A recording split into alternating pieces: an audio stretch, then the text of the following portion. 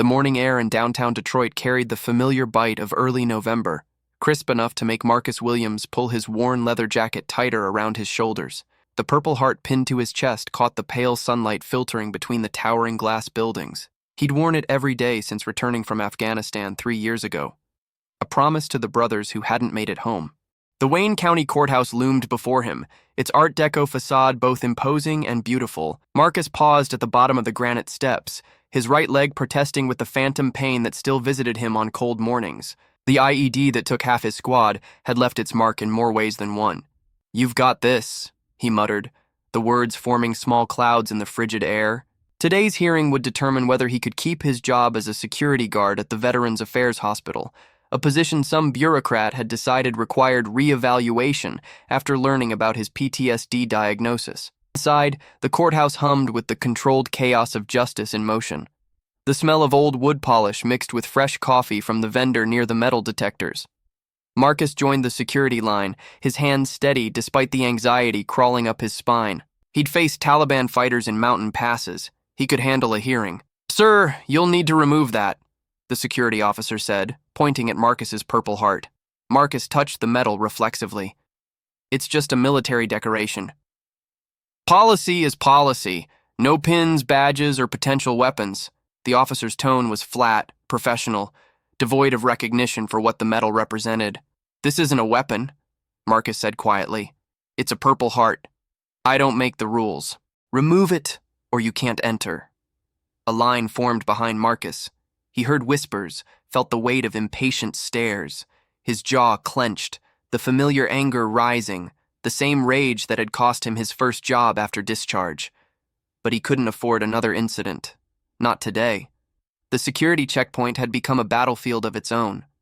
Marcus stood firm, his fingers hovering over the Purple Heart. Each tick of the large courthouse clock echoed in the marble corridor like distant artillery. "Is there a problem here?" A woman's voice cut through the tension. Sarah Chen, his attorney, appeared at his elbow. Her sharp business suit and confident posture commanded immediate attention. "Ma'am, your client needs to remove his pin," the security officer repeated, his patience wearing thin. Sarah's eyes narrowed as she recognized the metal. "Officer Thompson," she read from his name tag, "are you seriously asking a Purple Heart recipient to remove his medal before a hearing about his veteran status? I'm following courthouse security protocols. Then perhaps we need to speak with your supervisor." Sarah's voice carried the kind of authority that came from years of fighting bureaucratic battles. Marcus watched the exchange, struck by how quickly allies could appear in unexpected moments. In Afghanistan, your squad had your six. Here, in the civilian world, he'd felt alone until now. The supervisor arrived, an older black woman with gray threading through her braids. She took in the scene with experienced eyes, her gaze lingering on Marcus's medal. "Let him through," she said simply. "But the regulations," Officer Thompson started. "I know the regulations, Thompson. I also know what that medal means. Let him through." As they passed through security, Sarah touched Marcus's arm gently. "You okay?" "Yeah," he said, though his hands still trembled slightly. "Just didn't expect the fight to start before we even got to the courtroom." The elevator ride to the third floor felt eternal. Sarah reviewed her notes while Marcus stared at his reflection in the polished doors. The man looking back seemed older than his 32 years, marked by service in ways both visible and hidden. "Remember," Sarah said as they approached courtroom 3B, "Judge Harrison is fair but expects precision. Answer only what's asked. Don't let them bait you into anger." Marcus nodded. Through the courtroom doors, he could see the gallery filling with people. His stomach tightened. He hadn't expected an audience for what should have been a routine employment hearing. Judge Harrison's courtroom maintained the solemn atmosphere of judicial authority. Dark wood paneling absorbed the fluorescent light, creating shadows that seemed to hold decades of decisions. Marcus sat beside Sarah at the defendant's table, acutely aware of every sound. The scratch of the court reporter's keys, the shuffle of papers, the whispered conversations from the gallery behind them. The VA hospital's attorney, a thin man named Pearson, stood to present his case. "Your Honor, while we deeply respect Mr. Williams's service, the safety of our patients must come first. His PTSD diagnosis, combined with documented anger management issues, makes him unsuitable for a security position." Each word felt like shrapnel. Marcus gripped the edge of the table, his knuckles white. Sarah placed a warning hand on his arm. Mr. Williams has had 2 incidents in 3 years, Pearson continued, pulling out files, both involving confrontations with individuals who posed no actual threat. Objection. Sarah rose smoothly. Counsel is mischaracterizing the events. The first incident involved Mr. Williams restraining a man who was physically threatening a nurse. The second was a verbal disagreement with a supervisor who demanded he work a shift immediately after a therapy session. Judge Harrison peered over his glasses. I'll allow Mr. Pearson to continue, but stick to facts, counselor. As Pearson droned on about liability and protocol, Marcus found himself studying the gallery. Several veterans sat in the back rows. He could tell by their bearing, the way they held themselves. A young woman with a prosthetic leg, an older man with burn scars creeping up his neck. They'd come to support him, strangers bound by shared experience. Then he noticed her. 3rd row, left side. Colonel Patricia Morrison, his former commanding officer, sitting ramrod straight in full-dress uniform. Their eyes met, and she gave him the slightest nod. Marcus's breath caught. He hadn't seen her since his medical discharge. Mr. Williams, Judge Harrison's voice brought him back. Do you wish to make a statement? Marcus stood slowly, his leg protesting.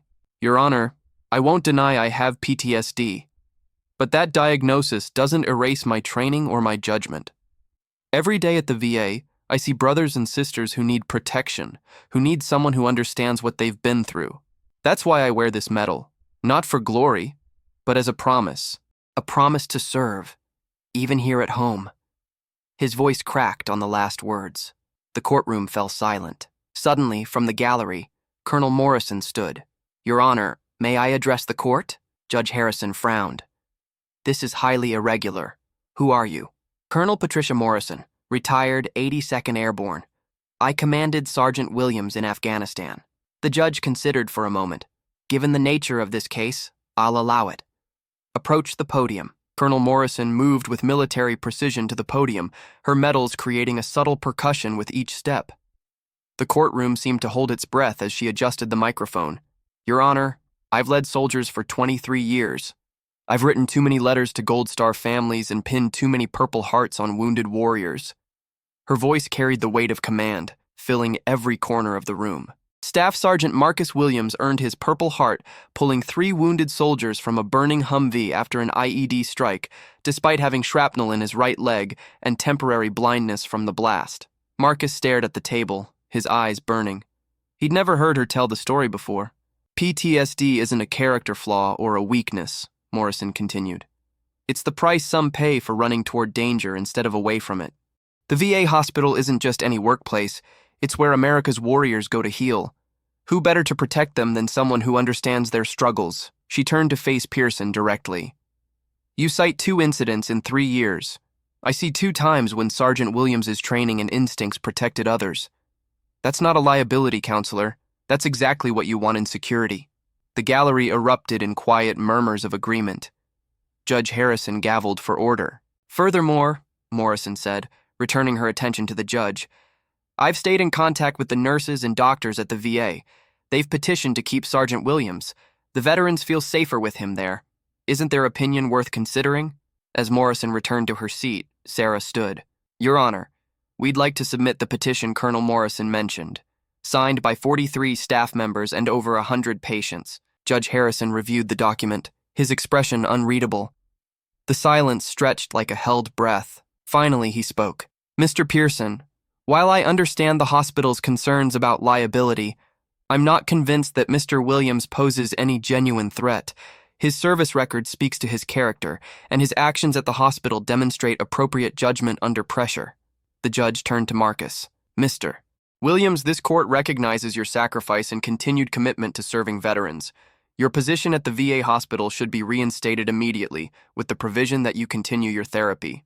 He gavelled decisively. Case dismissed. The courtroom erupted. Veterans in the gallery stood and applauded.